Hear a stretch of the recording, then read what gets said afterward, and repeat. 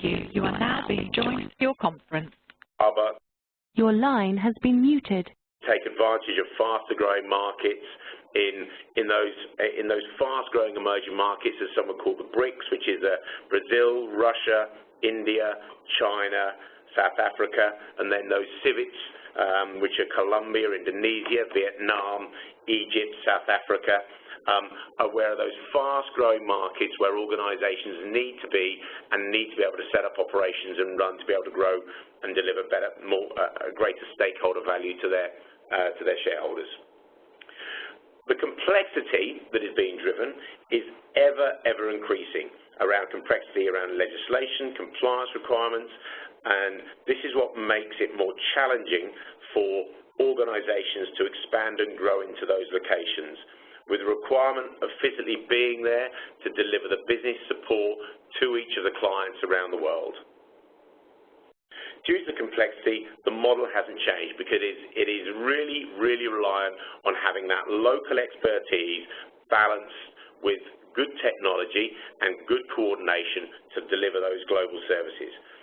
Technology is changing faster than I have ever known it.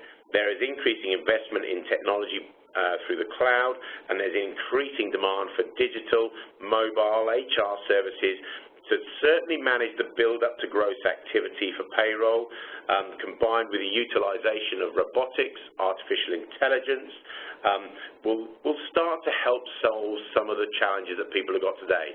But it is still early stages, and there's still a great deal of work to be done at combining good technology with good local services as well.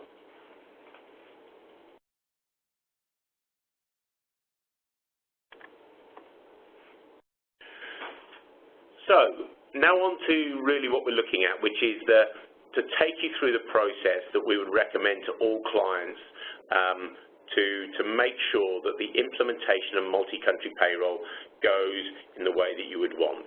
The first question to ask is outsourcing your payroll the right choice for you?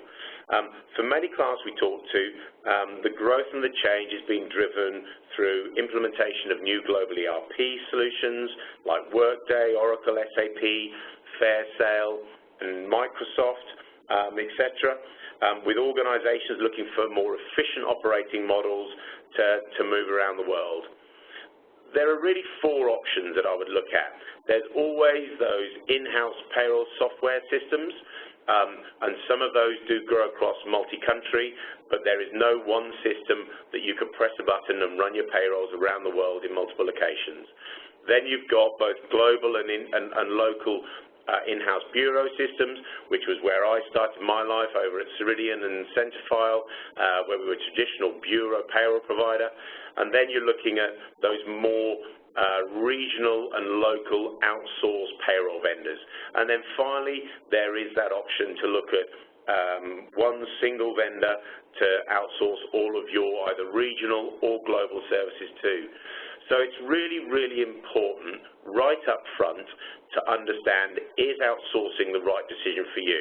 So before you even would come out to an organization, let's go out and make sure that outsourcing payroll is the right decision for you.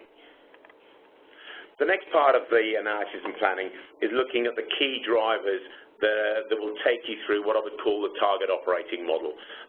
So this target operating model is really useful in terms of trying to position why you would outsource and what the benefits of outsourcing would be.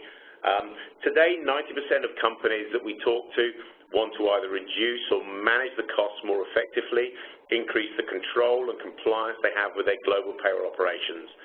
Many of the clients that we implement discover that they are running with significant legislative and compliance risks in some countries, and those require immediate management input and attention. So when we're going through an implementation, it's one of the key things to focus on. The target operating model, which are the two little triangles you can see at the bottom of your screen, allows you to focus when you outsource more of your time at managing that payroll function through an outsourced vendor, and allowing you to focus more on the strategic development of your business to deliver long-term value for your organization. So it's often used in other outsourcing areas as well, but it is very, very relevant in the payroll market where you're moving from a very heavy operational and administrative role to a lighter operational administrative role and a far more strategic role for your organization. So by outsourcing, what you're doing is you're allowing the organization to really be part of your HR, finance, or payroll shared service center, shifting the administrative services from an operational fixed head for your business to a variable cost that is driven by employee numbers and the countries that you would process in. Centralizing these activities creates more visibility for you, delivers better controls for you globally, as well as looking at really three key benefits that you would get. So if you look at what you get from outsourcing, you look at those three key elements: continuous process improvement, the benefit of increased service, and improving the quality of what you get through offshoring to specialized areas, and then the utilization of technology, robotics, and artificial intelligence to look at smart ways to collate data and then present that data on a global scale.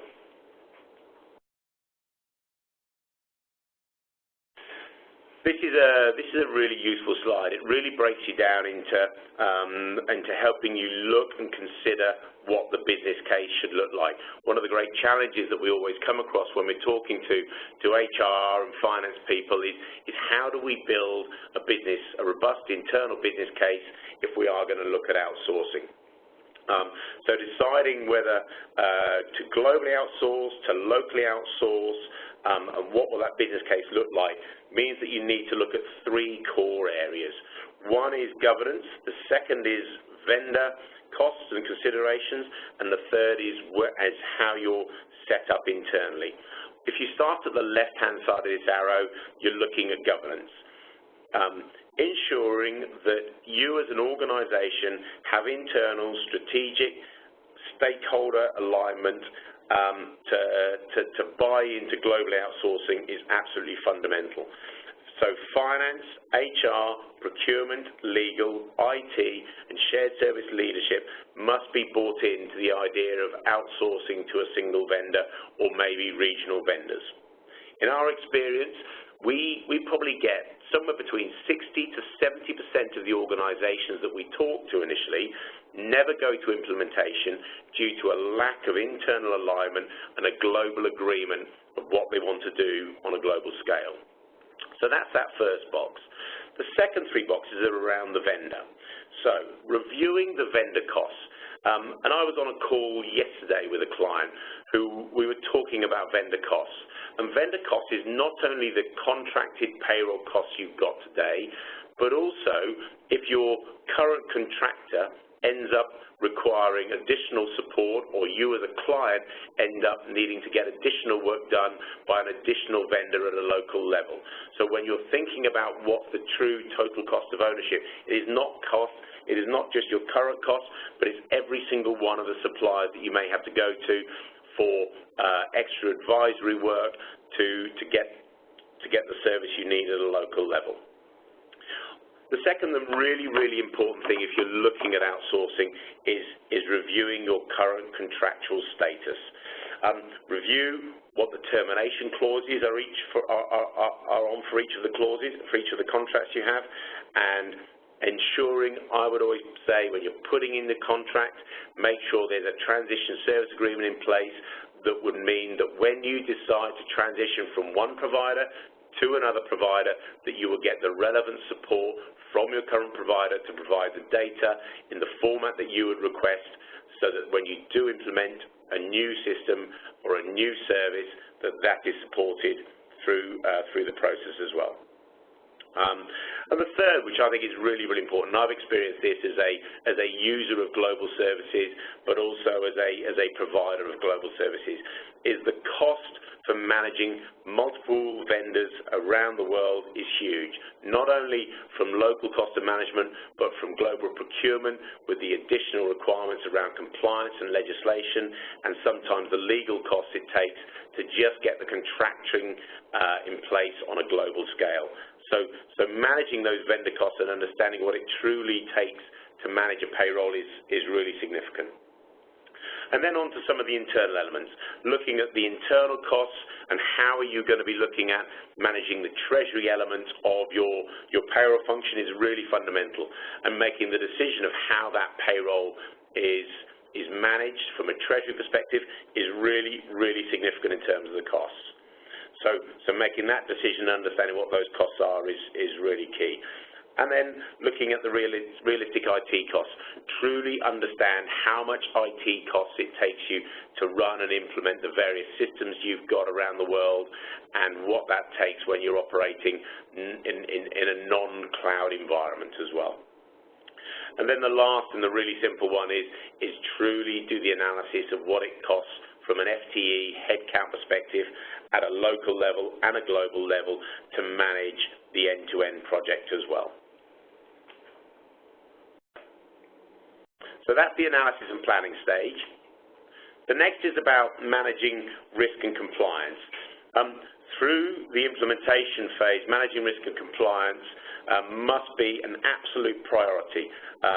And what you're really looking for out of a vendor when you get into managing risk and compliance is initially a real individual country audit is completed on each of the countries. So making sure that each of the countries you implement is audited, because it's a check and balance for you to make sure that not only is that country running in a way that you would hope it is, but it's also aligned with what you're going to get globally as well.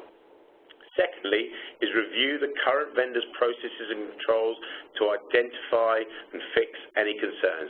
If there are any immediate concerns, fix them, and they should be the first things that you look at. So when you're looking at phasing, fold those phases in. The third around contracting is deliver and look at one single master services agreement, which will help you and allow you to manage the risk in every location around the world and ensure every single one of those contracts and subcontracts for every single country is signed off before each of those phases goes live. Data protection is becoming one of the most important areas we have to consider. And with the new GDPR rules coming into play, the General Data Protection Regulation rules, having a consideration around how your data is shared, where that's moved and what systems that's on is fundamental. Errors and the fines applicable to making errors around GDPR are up to 4% of global turnover. That's 4% of global turnover.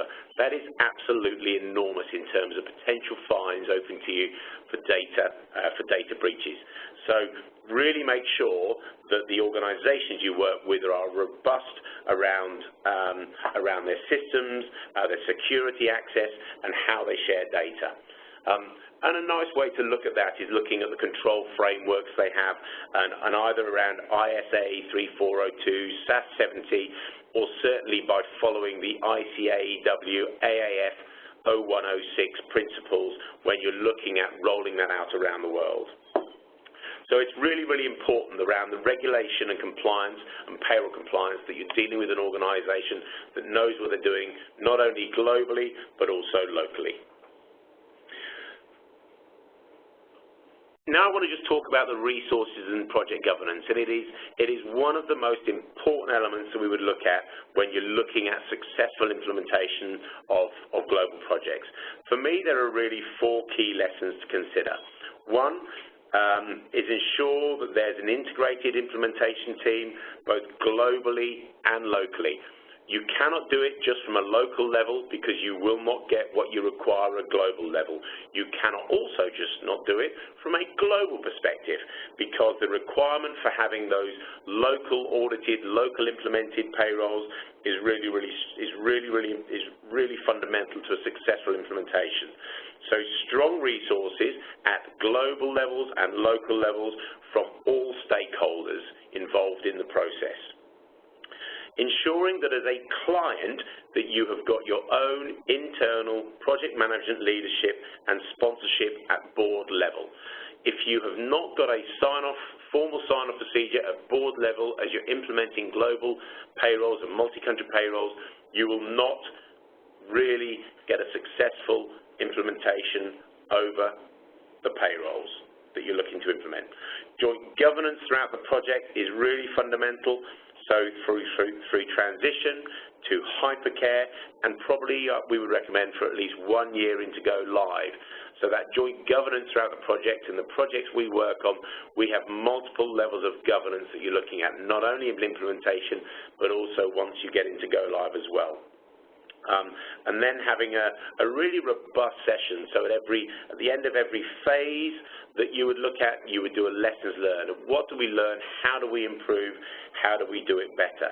And underneath that, there's really 3 core components that you do through that implementation phase. One is understand, so map the processes, understand the costs, complete any transformation prior to implementation and go live in countries.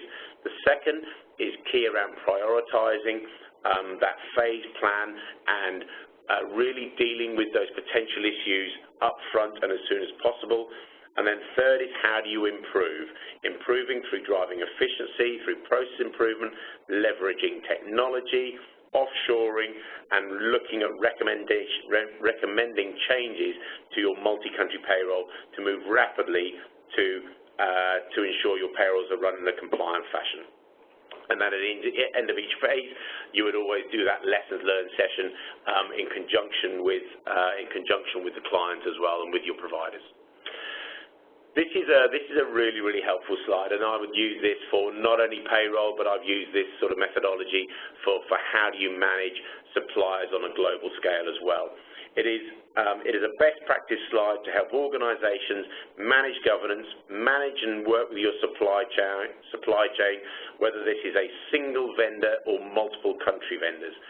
BDO's preferred option is to always use our BDO network around the world, but as some organizations want services to anything up to 196 different countries, sometimes we have to go to external vendors. And when we do, we use this robust continuous improvement process to manage the life cycle. We would go out and do due diligence. We would look at the size, experience, capability. Then you're getting into the contracting process with those organizations to make sure that all the contracting is at the very highest level of robustness to manage the risk.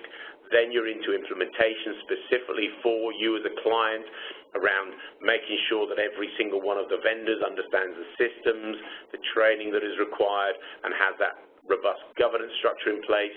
And then you're into manage, measuring, and mentoring each of the suppliers through that full cycle to a performance review, along with benchmarking for local markets and ensuring the network collaborates to share knowledge, technology, and best practice on a global and a local level. So at that point, as I'm talking about that supply chain, it's a really good chance for me to now pause and be able to hand over to Shivendra, who's in the Middle East. And as Shivendra did not get a chance to introduce himself, I will hand across to Shivendra. And Shivendra, if you could just do a very quick introduction of yourself, I will pass you the ball. So if you could do your introduction, and I will hand it across to you. Shivendra. Thanks, Stephen. Hello, everyone. My name is Shivendra Jha. I have more than 14-year experience in strategic consulting and business service outsourcing. I've been associated with BDO UAE now for almost 10 years. I manage BSO department in BDO UAE. Speaking, we can't hear you. Hello?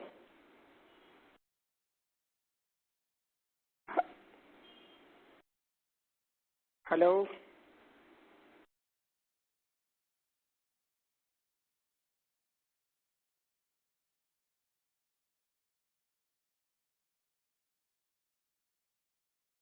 Hello, Shivendra.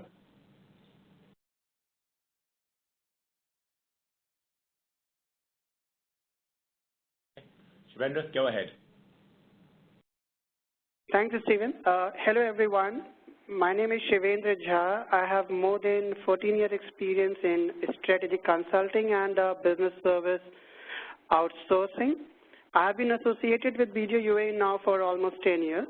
I manage BSO department in BDO UAE, wherein we provide bookkeeping and payroll outsourcing services. In UAE, I led number of multi-country payroll implementation.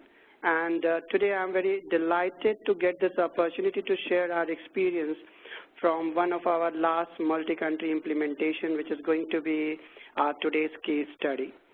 So starting with that, okay, I'm sure most of you must be knowing Dubai, if not UAE.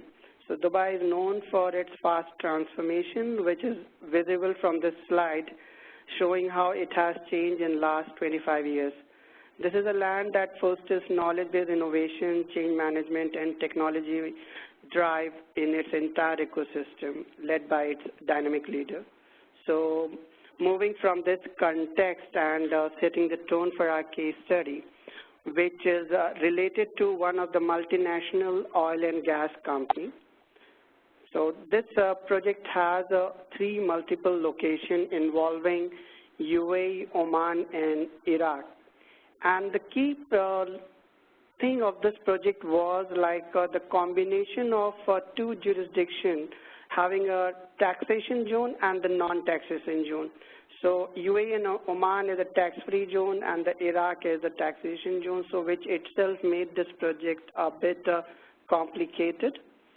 And the key challenge of this project was BDO does not have presence in Iraq, so we had to collaborate with the third-party organization set up based in Iraq. So it was more like a multifunctional collaboration within the BDO and the client side. Then performing the complex automation for tax file creation, especially for Iraq in Arabic language, was also one of the key challenge. And then having a multiple team collaboration involving even the BDO Egypt and BDO UAE team, and then the other associate firm based in Iraq. The key critical success factor of this project was our solutions capability to perform complex automation, which is actually to accommodate that complex request coming from the Iraq requirement, so which was very complex. And then the strength of our both project and operational team experience, especially demonstrating the understanding of local regulation coming from the Iraq. And as we are aware that the regulations in Iraq, considering the geopolitical situation, is very unstable and it's a very fast changing. So demonstrating the expertise in that area was very critical, and it was well received by the client.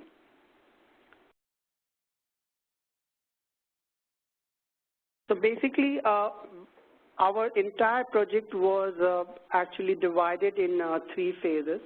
So the first was a pre-build phase, and especially for this kind of project where we have a team coming from the different background, the pre-build phase starting from due diligence, then the scope mapping and agreeing the scope and building the the readiness for the build-up phase was very important. So in our due diligence, we got an opportunity to even have a close interaction with the different functional team of the client, and it has also helped us in building the rapport with the different functional team member, and that has actually helped us in in the entire project. Early agreement on scope of work also helped us in defining the expectations from each team member, from both client side and BDO side as well. And this has also helped us in identifying the early gaps, which is resulting from the capability limitation.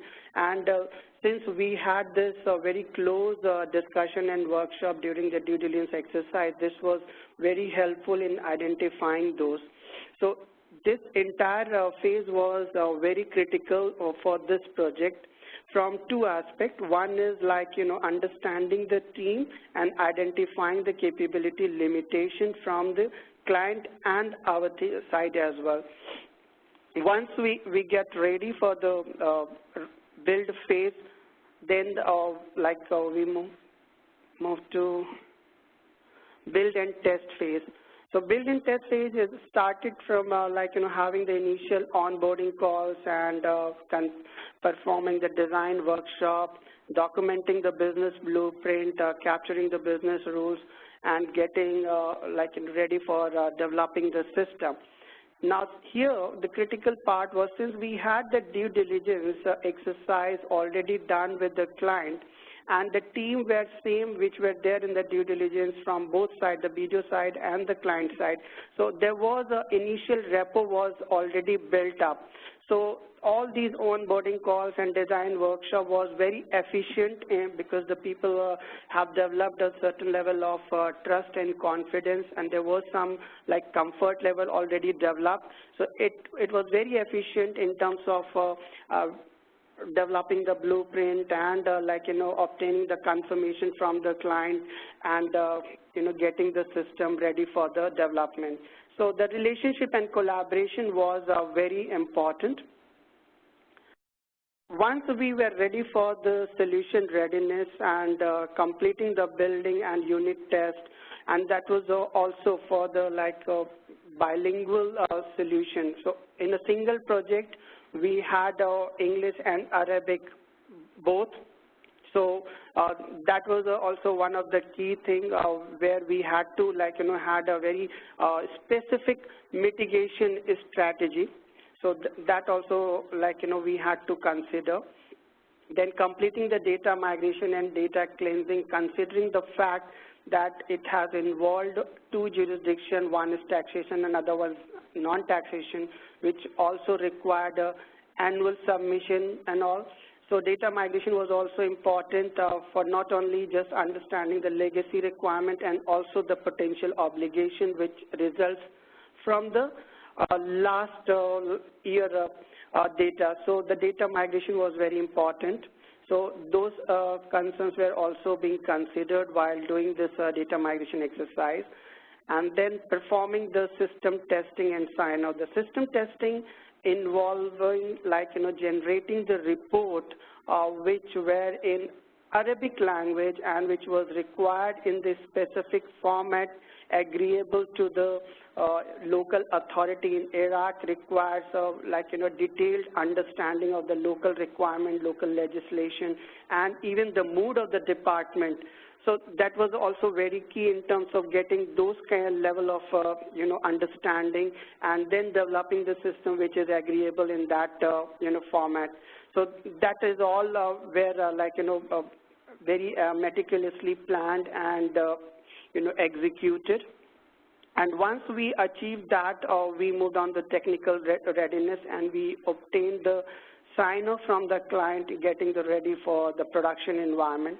Once we got this, we defined the SLA, wherein we brought all the exceptional events also upfront, because that is also a key in terms of building the relationship once we go live. So before going live, we actually agreed the standard SLA and also the exceptional events as well. So once our system and technology is ready, we move on to the go live phase, and we build a hypercare support period post go live also, wherein the key thing was what we did at this phase was we also involved our operational teams. So along with the project team, operational team was also involved during the testing phase. So there was no gap in terms of the knowledge and understanding between the operational team and the project team. So they were all at par when they were doing this go live and hypercare phase. So, and that was also same from the client side. So it was also very helpful, and it is very critical also of involving the operational team from the testing phase so that they are aware about the nitty-gritty, they are aware about the exceptional events which might come across, so that they know that what needs to be demonstrated and what needs to be communicated beforehand. So those areas were very important, and the expectations was once the client confirmed the payroll payments are credited and go live proved to be a successful run. And in this case, since it was very adequately planned, it was successful in the first month itself, and that has actually helped us in building the confidence and earning the the respect from the client. And if we see the overall, the entire of this project, the three key learnings which I would really like to highlight is the first thing is having local expertise and the system flexibility to customize a specific local requirement was a key. The second is from the beginning of the project, functional team collaboration with each stakeholders of the project is very important to build confidence and trust, because we have the in this project we have the people coming from the different diverse backgrounds, so collaborating with them, understanding their requirement, and building them and having them on board on a common understanding. It was very critical from the day one of this project.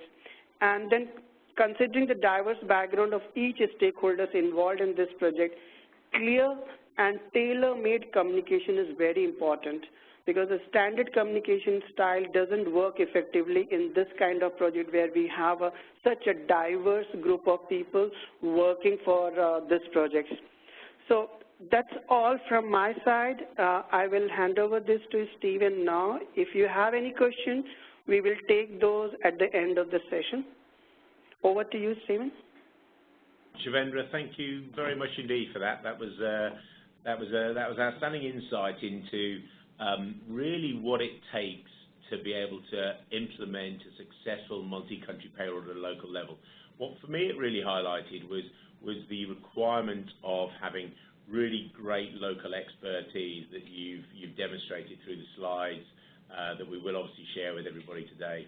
And making sure that connected with the global coordination comes together really, really well. So Shivendra, thank you for all the work, and thank you for covering off that. If you pass the ball back to me, Shivendra, then that'd be great. You just need to pick up the little green dot and pass it across to myself. I think, is it host, I believe? Oh, to me. Sorry, Shivendra, if you can pass it across to the one that says me, that'd be great, and then I can continue clicking through the slides. Did that? Did you get it? Great, thanks, Shivendra. So the last two or three slides, and then we will open it up for questions, is around. Firstly, it came to me and then it's disappeared again. There we go, it's back to me. Thanks, Shivendra. Okay, so the last three slides that we've got.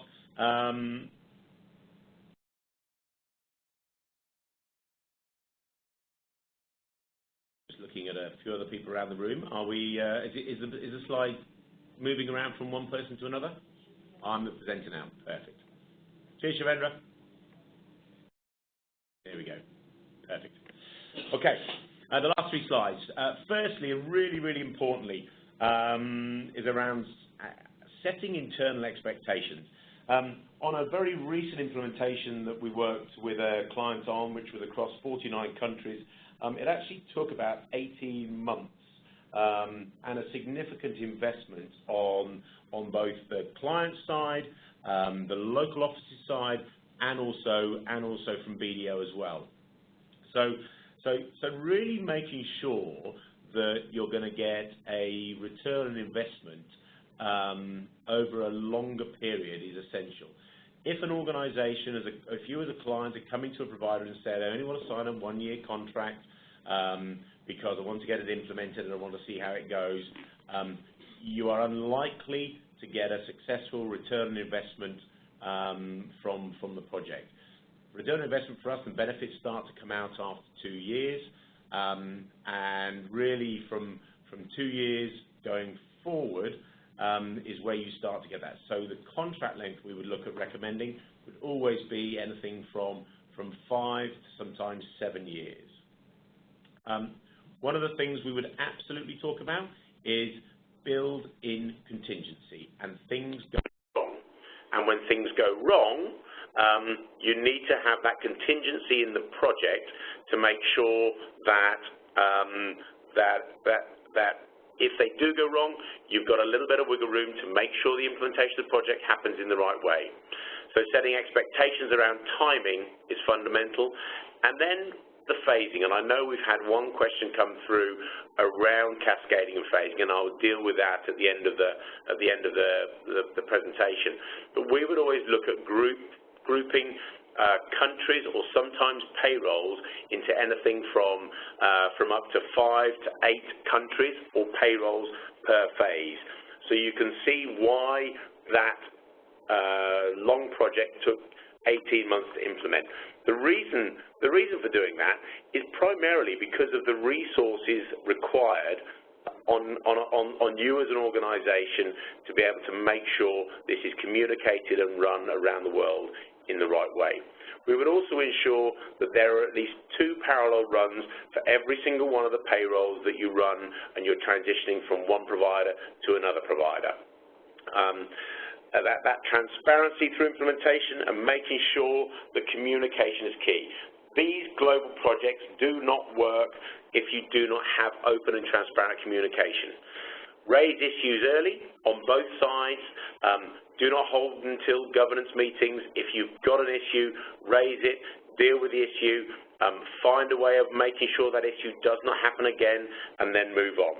And it's really, really important that you communicate with all stakeholders in all countries. We are amazed at some organizations that say, yes, I'd like to go ahead, and then they say, well, we just need to talk to all of the countries that we're going to be implementing for. Make sure every single one of the stakeholders in each of the countries is aware of what you're doing and the project you're rolling out. Otherwise, it will lead to issues as you're rolling out this multi-country project. And then lastly but not least, just really looking at the systems integration versus knowledge and expertise. To highlight why I stated, the delivery model hasn't changed too much over the last 20 years. Has technology changed? Absolutely. Has technology moved on? Absolutely. But the fundamental requirement of needing excellent local expertise, as demonstrated really subsequently by Shivendra today, at a local level, is fundamental to that global success. There is no one system that you can press a button and run a payroll across every single country around the world. You need that system, and that you need that balance with knowledge and expertise. For build to gross, absolutely. You identify the process flows of data in both directions, from HR systems to time and attendance systems and other client operating systems, and how that data then needs to feed back through general ledger interfaces to finance, and then back into HR for the distribution of pay slips as well. Providing that single point of coordination globally for all of your implementations is really, really key. Because data aggregation with no knowledge or expertise at a local level means that you will not get the service that you require. And then the focus on output of data and reports to make sure that you've got data aggregation that looks the same, feels the same, and reports in a consistent fashion across global countries is really, really fundamental. And if you make sure all of that happens, then you can be confident that going into a project that you will be able to have a successful implementation of a project. And ultimately ensuring the right implementation and setting the correct expectations will ensure the success of the project and will help standardize and drive the efficiency of your multi-country payroll process. In our experience, if you analyze and plan to find scalability, flexibility that helps reduce your administrative burden while the quality and legislative peace of mind delivering the quality and legislative peace of mind is always the best path. This is always delivered through dealing with experts at both a global and a local level. So, that's the end of the slides. I would really like to thank Shivendra and the team in Dubai for coming on today and giving us that really interesting insight into the Middle East payrolls and what it takes to implement in the Middle East, and it is always different whichever location around the world you go to. But that was great. And I will now open it up, and I know we have a couple of questions that have come through that we will deal with, but I will deal with those couple of questions that we've had, and then I will stay online for another 30 minutes afterwards. So, the first question we had was, can you implement on a step basis starting in the UK, then step change globally to developing nations, as most suppliers do not have a footprint? And that, I think, has come from somebody in the UK. Finding the right supply chain is really, really tough. There are 196 countries around the world. There is no one organization that has a country in every single one of the locations. So it very much, for me, goes back to that, the governance side of how you manage that supply chain. You can get payrolls processed in every country, and that can get coordinated and delivered. What I would recommend to you in the answer to that question is sign a global contract with somebody that is going to manage that governance and that supply chain to those locations that you need services delivered in, and then let the global supplier manage the risk, the subcontracting, and the service delivery to all the locations around the world that you need. And yes, I would certainly recommend that you would do it in phases, because part of that question was, would you start in the UK and roll out? It would not be a question of starting in the UK. It would be a question of looking and understanding all of the countries in the phase that you would want to work with and deciding what is the best and how your resources are positioned for rolling out a multi-country payroll. The second question, and I think, Shivendra, this one may be a good one for you.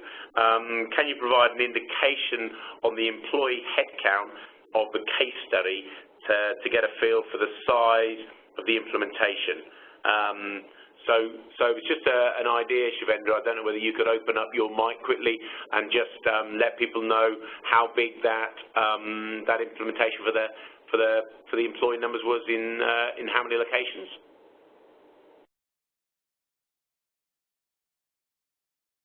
Can you hear me? Yep. Okay.